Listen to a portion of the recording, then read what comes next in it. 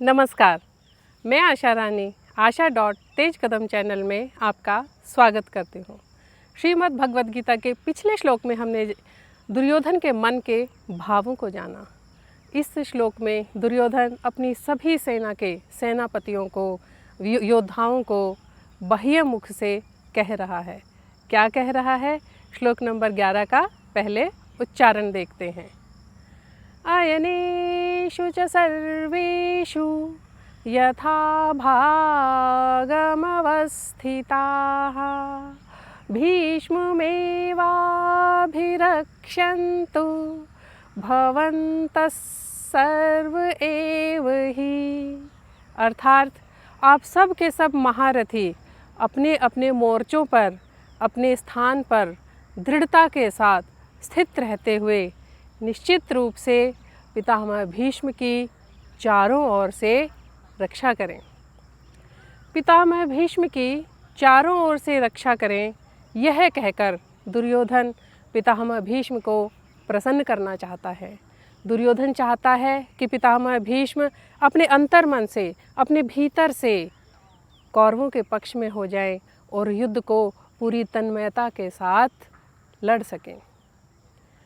यहाँ पर दुर्योधन का दूसरा भाव यह भी है कि दुर्योधन चाहता है कि किसी भी व्यूह द्वार से शिखंडी पितामह भीष्म के सामने न आने पाए, क्योंकि पितामह भीष्म ने शिखंडी से युद्ध न करने की प्रतिज्ञा ली है।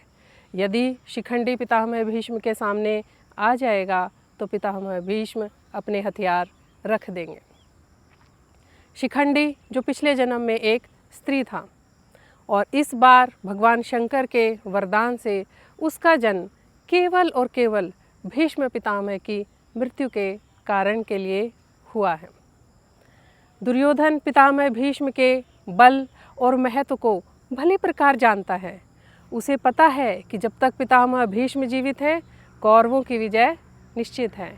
इसलिए वह अपनी सेना के सभी महारथियों को पितामह भीष्म के महत्व को बताना चाहता है।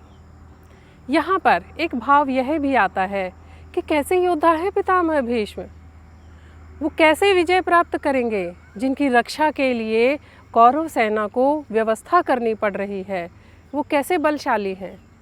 यहाँ पर ये तथ्य समझने योग्य है कि पितामह भीष्म कोई बाह्य योद्धा नहीं है, वो हमारे भीतर का भ्रम है।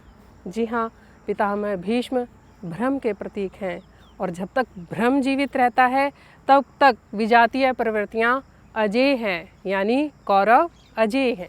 यहाँ पर अजेय से तात्पर्य दुर्गमता से, जीत से है।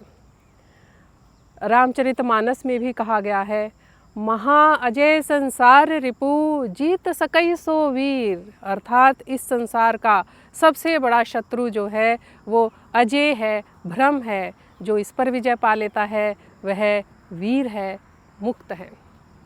जब भ्रम समाप्त हो जाता है तो अविद्या अस्तित्वहीन हो जाती है और मोह इत्यादि सारी विजातीय प्रवृत्तियां स्वतः ही समाप्त हो जाती हैं। इस श्लोक में हमने पितामह भीष्म के महत्व को जाना। आचार्य द्रोणाचार्य अब तक शांत खड़े हैं। उनकी चुप्पी को देखकर और दुर्योधन के उत्साह को भंग होते हुए देखकर मोहवश पितामह भीष्म कुछ करते हैं। क्या करते हैं ये जानेंगे अगले श्लोक में। तब तक के लिए जय श्री कृष्णा।